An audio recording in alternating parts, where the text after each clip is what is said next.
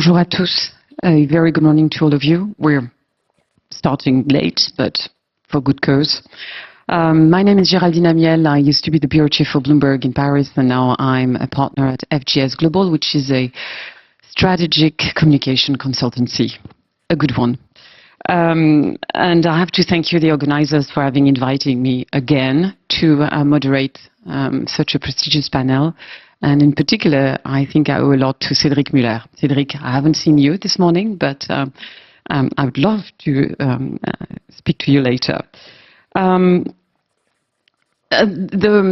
Minister Becht said it, Monsieur Clamadieu also said it before. It seems like free trade is at risk, multicultural exchanges are at risk, the green transition is at risk, armed conflicts, terror, threats, geopolitical tensions don't abate, alas. Rather the contrary. You add the tangible symptoms of climate change, and all these have contributed to a series of shocks our economies had to suffer, still suffer from. Shortages of drugs, semiconductors, important materials, skyrocketing energy and food prices, and we have to address them. And everyone believes that actually it needs to be addressed in a different way. Here come the divides we're talking about, at least some of it. Autonomy is key for some, certainly in Europe, certainly in the US. Think about increased FDI screening. Think about subsidies. Think about a concrete example, the Inflation Reduction Act, for instance, that sent tremors across the globe. These collide, of course, with the need of more collaborative answers to transition to lower carbon emitting models. The Green Deal industrial plan in the EU, for instance. These collide with free trade, which has been the foundation of our Western world prosperity and part of the economic development of many, many countries across the globe. So we are a few days ahead of the COP28 start, and with our distinguished panelists, now comes a time to look at inconsistencies and the best way to address them. With me to discuss this, I'm very, very fortunate to have Madame Laurence Parisot. She's the chair of Citi in France. Cher Laurence, what a pleasure to see you again. There's Nicolas Dufourcq, again, cher Nicolas, quel plaisir, CEO of Bpifrance. Yves Perrier, the chairman of Edmond de Rothschild and chairman of the Institut de la Finance Durable. And last but not least, and I think for the very first time, we have Mr. Wilson, is the chair, president and CEO of the US insurer, the Allstate Corporation. Thank you very much, all of you, for being here with me. And let me kickstart this because we want to get this kicking very quickly. We have in mind that the COP28 is going to start very soon, in a few days, and I was wondering, what are each and every one of your expectations as the Western world is bent on reindustrializing their economies, and as developing economies are also crying foul that they have a lack of means and the level playing field, the unlevel playing field. So it's a vast question, but there's a point to it to kickstart the conversation. Monsieur Dufourcq. Hello everyone. So the question is the compatibility of reindustrialization and decarbonation, I understand. Well, the good news is that it is totally compatible. Notably in a country like France, which has been disindustrialized, and therefore we can leapfrog and rebuild a set of new factories across the country, which will be natively decarbonized. This is what we do, and this is what we, as a bank, a development bank, Bpifrance, we finance. So, to be honest, in the strategic plan of the bank, we have decided to commit 35 billion euros in the next 4 years to reindustrialization, and another 35 billion euros to the decarbonation of the French economy. 70 billion euros overall in 4 years, just to those two objects, which again are absolutely compatible. So for the existing industrial organizations and factories and so forth, we have a program which is called the mass door-to-door that we have launched, by which we will meet 20,000 SMEs, mid-cap companies, and also the big ones, to help them decarbonize. And at the same time, we build new factories, which, as I said before, are natively climate compatible. That's what I can say. Monsieur Perrier. Well, that's today the main challenge is to be able, as mentioned, at the same time to decarbonize the economy and for many countries, especially for France, to reindustrialize. And the fact that what is this context? In fact, it's to realize an industrial revolution at the level of the world. Industrial revolution because we have to reinvent the energy. The development during 2 centuries has been done through fossil energy, and we have to exit from them. Secondly, we have to change the products, change the way we manufacture the products. And for this, we need what I call a new economic policy. I mean by this word, a role of the states, an enhancement of the public policies, especially energy, transport, and so on. And so a new role of the finance. There have been debates about the cost of this investment and the way to finance this. For France, the amount per year, the additional amount is assessed at about 60-70 billion euros. The reality is that we have the money to finance this. Long-term savings in France are 3,000 trillions, and each year we produce the double of these savings. But what we have to do is create the economic condition in order that the projects are here, and that these projects to transform the economy are done in a way which is socially acceptable. That's the reason why we need strong political vision, and we need a new role of the state to coordinate this with also a commitment of finance, which is to create this new market discipline about the climate. Two things I would say. First, as it relates to the upcoming, it's important to realize it's just us.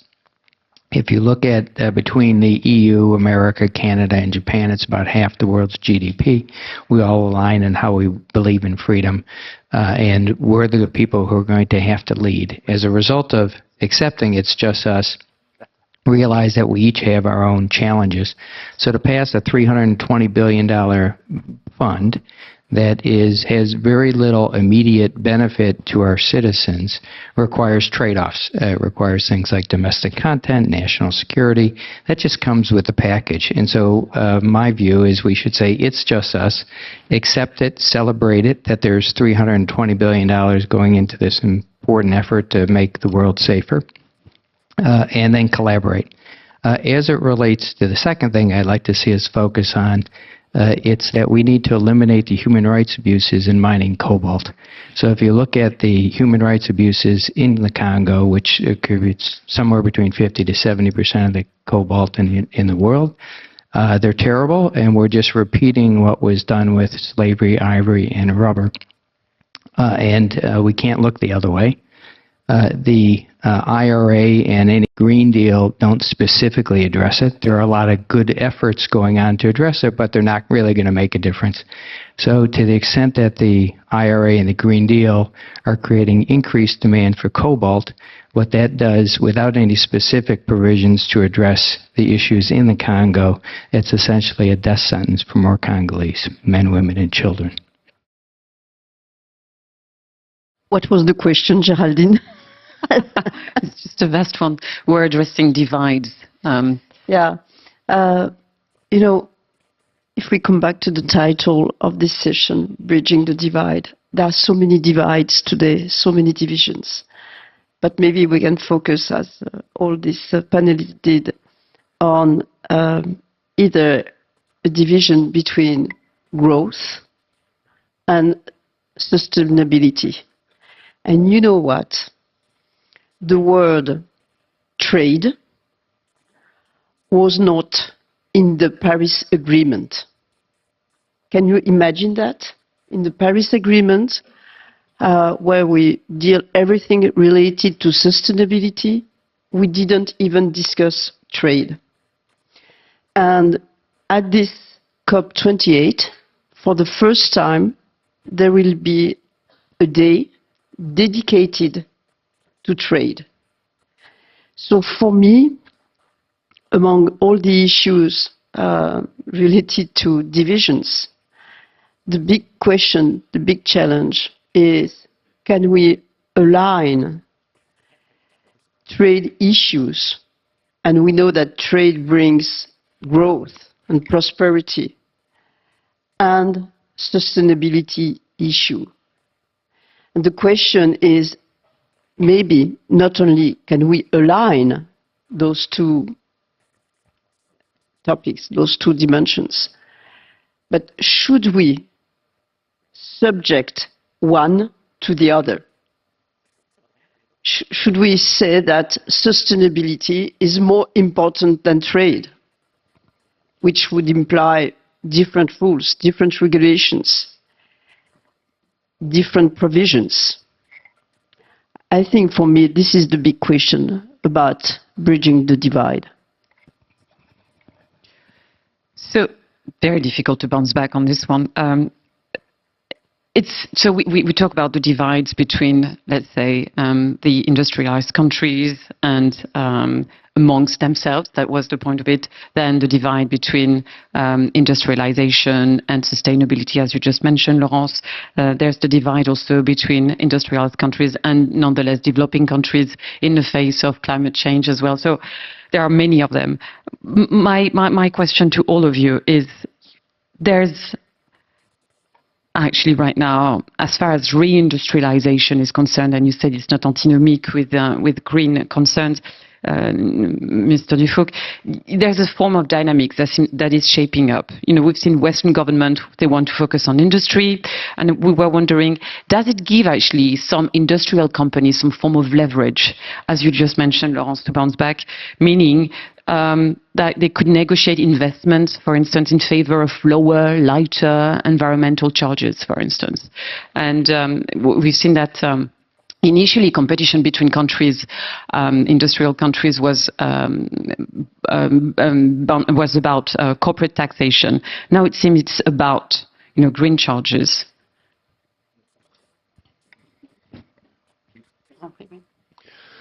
No, sure, the question of green charges is fundamental to create a level playing field, but we are not there, to be honest. Huh? We can start to sort of do off-balance sheet calculations to make comparisons between countries and notably inside Europe. But that's more intellectual than operational, I would say. Huh? If I come back to pure operationality of decarbonation and reindustrialization, I would be happy to share with all of you the real problem that we face today, which is that there is a lot of public money. Until when? Because there is a big crisis of finances publiques, as we say, huge budgetary constraints, and at the same time, we have a lot of difficulty to mobilize private money.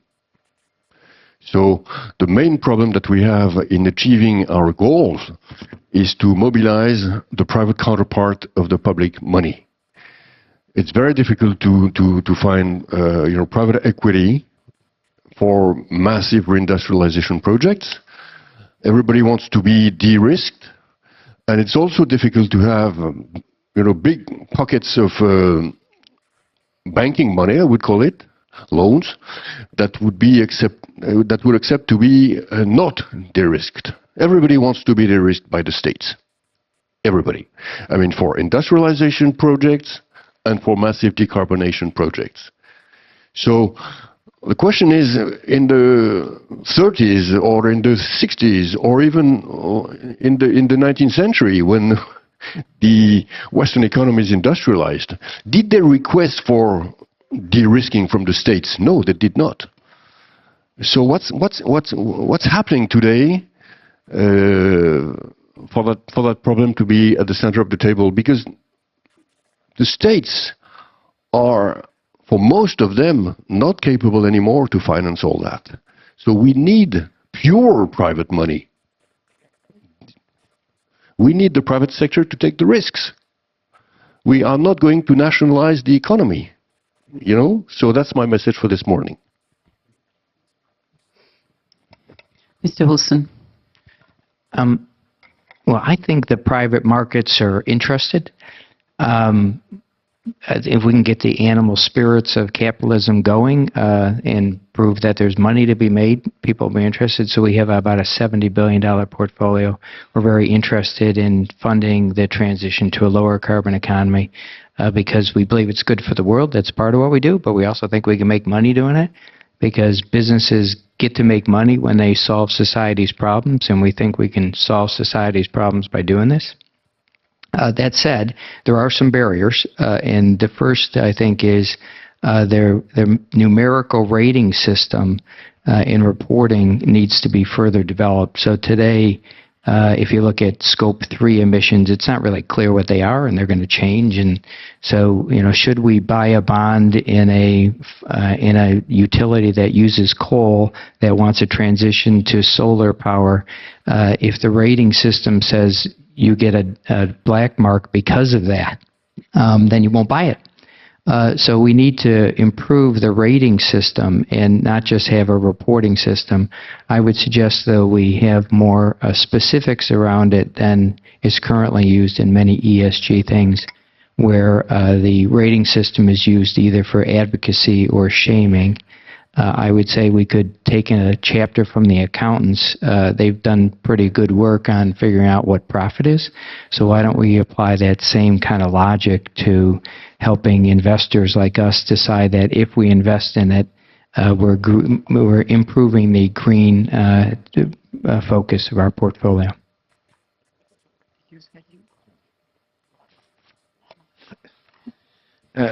Yes. I think that we are facing with this industrial revolution something which is very different of the previous revolution. When with the revolution of the 19th and 20th century, we have changed the life of everybody. We have created the cars. We have created many goods which have changed the life of the people. With this revolution, we have to do the job, but at the end of the day, to live after, when the job will be done in 2050, just as before. We are managing an externality.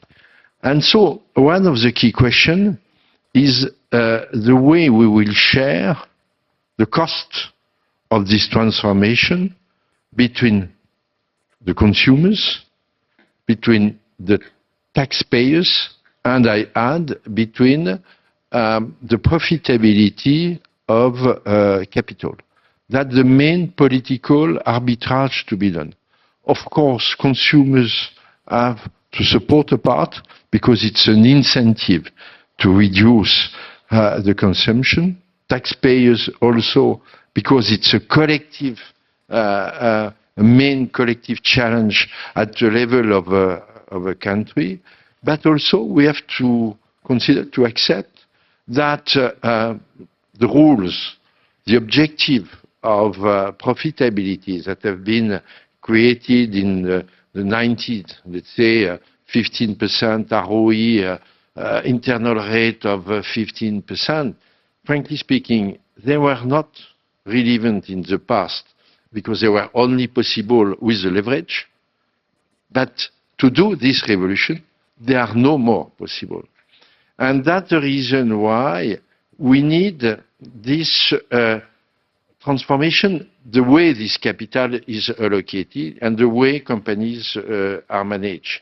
Of course, a company has to satisfy its shareholders, but it has also a role to play for the society. And we need this new, I would say, climate market discipline, which assess the role of companies toward this collective objective. And clearly, this level of profitability couldn't be maintained in the future, except if the state subsidized. But the state, as mentioned now, most of the state has a problem of money. We have to be also innovative. We can combine a sort of de-risking by the state, but with the mobilization of the private money to this transformation. There are so many divides we're exploring, and now you're talking about another one between consumers and taxpayers. So sometimes actually they're just the same. And I wanted to ask you, as much as we know we can discuss at length, and we don't have so much time about all these divides. There's one that actually I think is very interesting. Is we thought initially that we would.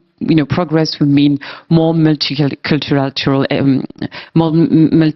exchanges, free trade flowing, and now we have geopolitical tensions that are, coming back to haunt us. The UN recently went through had a study going on, finding out that following what is happening in Ukraine, there were some countries that took side. We're not going to discuss politics. Don't worry. The sides were taken.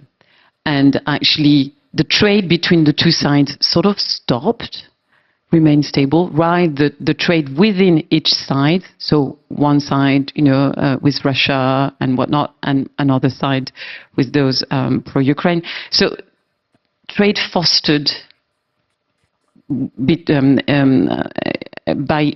each side. So we see now that geopolitics is becoming more and more involved, and that actually what we thought could be a way to address our political divides, our geopolitical divides, is no longer working. And I would like to point out an element.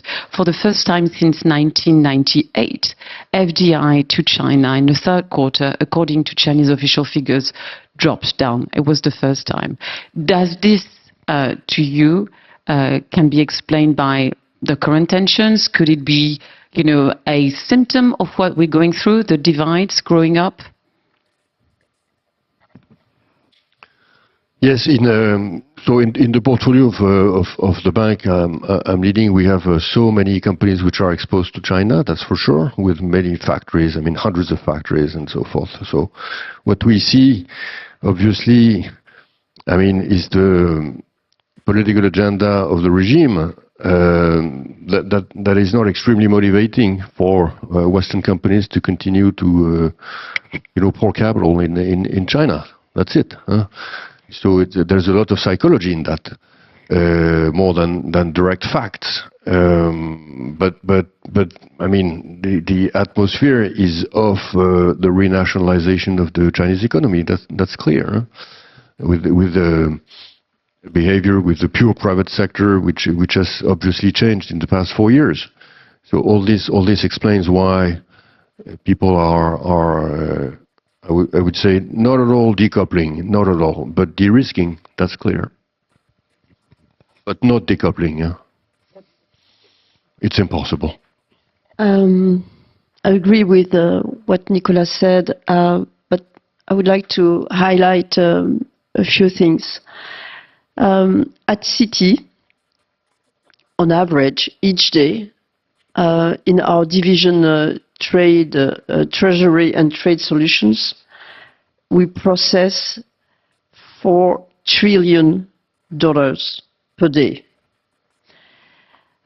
So asking this division how they see the trends in trade is very interesting.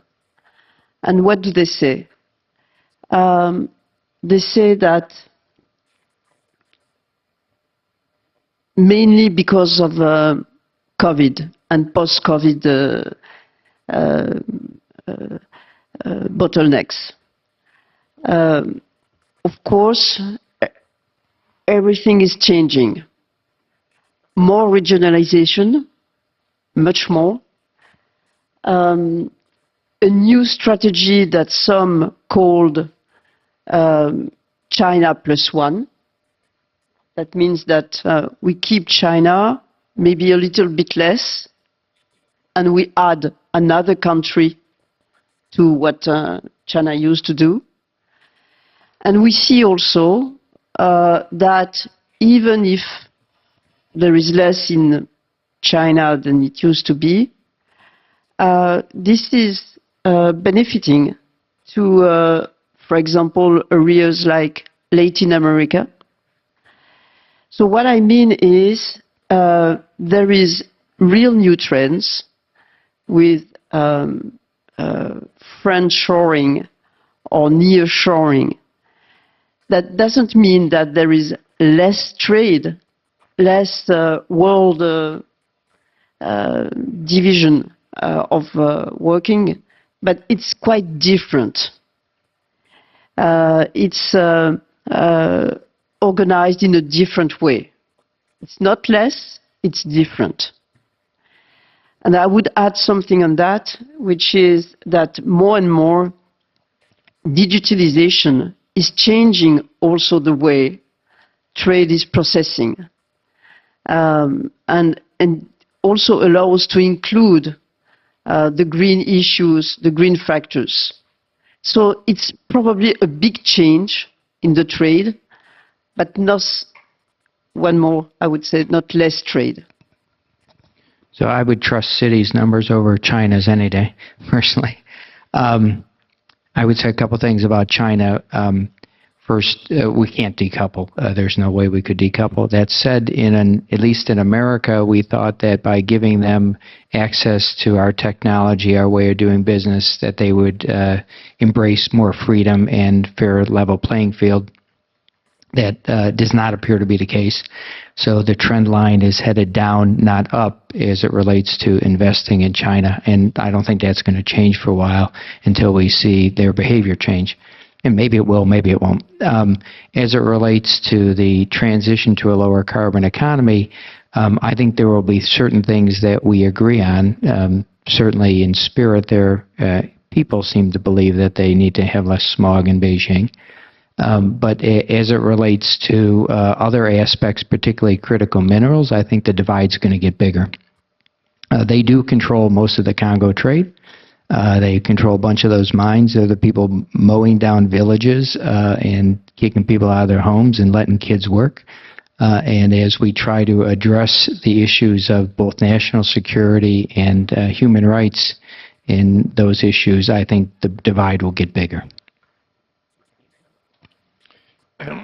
I think that the idea of decoupling China with the West, to be simple, is simply not realistic for two reasons.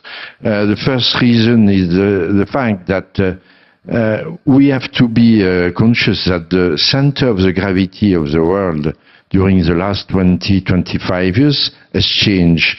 It has moved to Asia, and the growth is still in Asia. That's the first point. The second, that in the present economy there is an imbrication, a strong imbrication between economies. And if you take the example of the balance of trade between the US and China, the the amount of trade between China and the US has not decreased since the first measures of Trump and taxes, tariffs, and so on. It has increased. And the deficit of the US with China has increased. So what will be new? It's not the end of globalization. Trade will continue, but what will be new is that each country will develop its trade relationship in a framework, a political framework, including questions like sovereignty and so on. And that's what is new, and that's what will create tension during this period of transition to, let's say, a new balance of power in the world. Okay, let me speak about another divide. The divide of the so-called elite with the rest of the world. We've seen, and I would probably see, on the fringes of the COP28, we've seen lots of demonstrations recently. You have, the fact that we're not engaging enough the companies, the member of the governments are not engaging enough towards the green transition, towards addressing the inequalities of our societies. And I would like to ask you, how can we bridge this very specific divide, knowing that there's a lot of unrest, the energy transition. We've seen the very tangible signs of climate warming, summer after summer in the Western world, fires in North America, droughts in Southern Europe, bizarre heat waves in Northern Europe. So the population doesn't see the policies that are talked about being enacted rapidly enough. A divide is being created. A lot of political unrest is being created. How can we bridge this divide? What can we do at our level? I know it's a vast question. It is a huge question. I would say one very short term and one perhaps economic issue would be, in the short term, our recoveries from severe catastrophes are ad hoc and not well funded. And so when you look at what people are having, whether it's wildfires, floods, or any other disasters, whether you look at the United States, you look at the EU, you look at the less developed countries, there's no organization to it. In the United States, we've spent $500 billion over the last 20 years. 17 different organizations have spent it. It's all messed up. So it needs to be organized and then supersized, because while we're talking about how do we get to less than 1.5 degree increase, at the same time forests are burning, houses are getting flooded out, so that's real. And we spent $30 billion in the last 10 years taking care of our customers when they've had these kind of catastrophe losses. It's real and it needs to be addressed. So I think one thing we could do is just do a better job of what the current impact of climate change is and help people get better. On a longer term basis, I'm intrigued by the lesser developed countries selling carbon credits, and they sell them at a price today which is equivalent to the what's economically getting rid of another unit of carbon, which is pretty low relative to what it'll be in 15 years. So why wouldn't we give lesser developed countries, take Bhutan, for example, the only net negative carbon country in the world, they sell carbon credits. Why don't we, triple them or something like that? It's not much money. And it would encourage them to still stay forested. You could do the same thing with Brazil and other places. So rather than letting the current economic world, it's basically getting a different price on carbon. I think that the first point to be successful is to be optimistic. This transformation this new industrial revolution, is very often presenting like something terrible for the risk of warning, terrible for the people, and so on. And the reality is that if we do the job, we will have solved the question of energy for the humanity, for the eternity. That's the first point. So that's big, but I would say we should be enthusiastic with this challenge. Second reason to be optimistic is the fact that most of the technologies to do this are here. It was mentioned by Jean-Pierre Clamadieu in its introduction. And what we need more, I think, but at the same time it's quite normal because it's rather new, is the political alignment of all actors, states. We need again, a state which are able to develop strong public policies. This new role of corporates to include the management of CO2 as we manage the cash. In the present economy for a company, the key question, we have one scarce resource, the cash or capital. Now there is a second scarce resource, which is CO2. And then for the finance, which is to allocate the capital to the investment of this transformation with, the good innovation.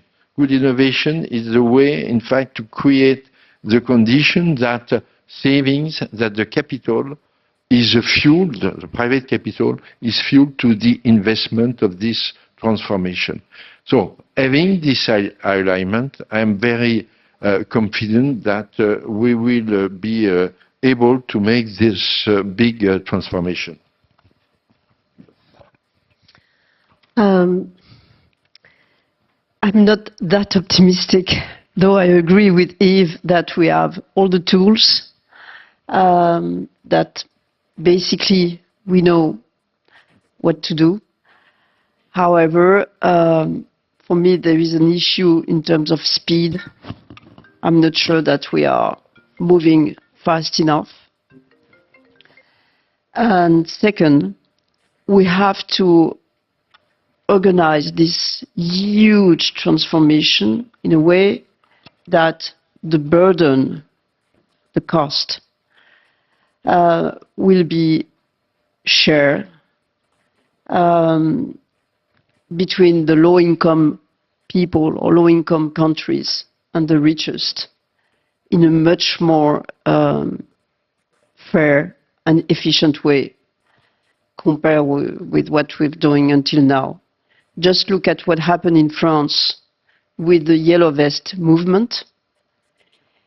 It was triggered by an increase on, let's say, carbon tax, in a way, gas tax. And it's because we didn't think that we were putting all the burden of a carbon tax on the most modest people in France. And this is just an illustration on how difficult it is to implement what we would like to do. So speed and a fair way of sharing the burden is key.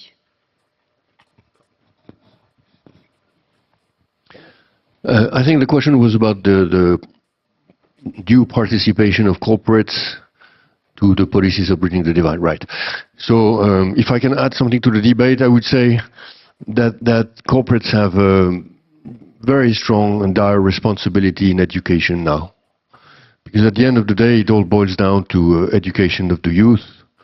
The states are, under so much constraint today, fiscal constraint and bureaucratic constraints and so forth, that we have to recognize that the young people that are joining are notably industrial SMEs in the regions.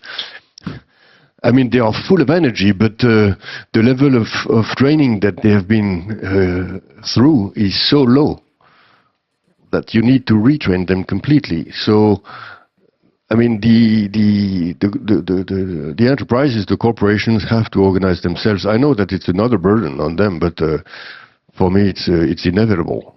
They have to participate to the global training of our youth, in the direction, by the way, of climate compatibility also, but not only. Not only. So what we see in France, notably, is that the best performing SMEs, the best practices are entrepreneurs, which have embraced that new responsibility, which is to take the baton of the state on education. We have 3 minutes left, and we haven't, 3 minutes, and we haven't we barely touched the subjects of all these divides that we mentioned, but alas, we have to conclude, I'm afraid. And let me sum up what has been said here. It's a summary, so of course it might not be, very true, but there's no surprise here. The initial divides that we tried to talk about are actually stemming from geopolitics. No surprise that they can actually impact free trade, they can actually impact economic development, economic growth. As Madame Parisot said, there's indeed more regionalization, but it doesn't mean that there is less trade. It just flows in different direction now, and digitalization is actually sort of impacting this and helping somehow. As Mr. Wilson and Mr. Dufourcq said, it's not about decoupling. When I used the Chinese example, it was like two strikes, to have something striking. But there's no way we can decouple. We're too linked, we're too related, we're too somehow intertwined. It's more about de-risking, which is fair enough. And trade will continue, meaning probably growth will continue. Each country will develop its own strategy. We've seen it going on, notably here in France, in Europe, but also in the US. But as Monsieur Perrier said, it's a period of transition to a new balance of power across the globe. And it's but fair. True, some countries or regions are busy reindustrializing their own way. But, as Mr. Wilson pointed it out, the collaborative spirit is still very much on. On purpose, I use the RRA as a concrete example. But it's not because the US is busy pushing its own energy agenda, which is fair by the US point of view, that the collaborative spirit is not going on, and the US remains very much involved in supporting efforts across the globe to address several issues. We all know that. You cited a lot of figures. Thank you very much for them. And the good news, when I mentioned the divide between our effort towards growth, free trade, industrialization, reindustrialization, and the need to something more collaborative to foster the green transition. The good news, as Mr. Boudot said very early on, is Dufourcq, it's not incompatible. These are not incompatible. We have to be optimistic, says Monsieur Perrier. We have the tools, we have the means. In France, we do. You mentioned that the French taxpayers and consumers are very good at actually saving money. So we do. But, as Madame Parisot said, and we heard this before, are we fast enough? Are we implementing it the right way? Are we being fair to each and every one of us? Some people beforehand felt, and some still feel very, very much left aside. So it's beyond that. It's about, implementing in a fast and fair way to share the burden. Corporation will also have to actually act accordingly. They have to help and educate. So, I have to thank you very, very much for this. There's no particular conclusion because I think the fight is on to go on and bridge the divide. And thank you very, very much to Madame Parisot, Monsieur Dufourcq, Mr. Wilson and Monsieur Perrier. And thanks to you.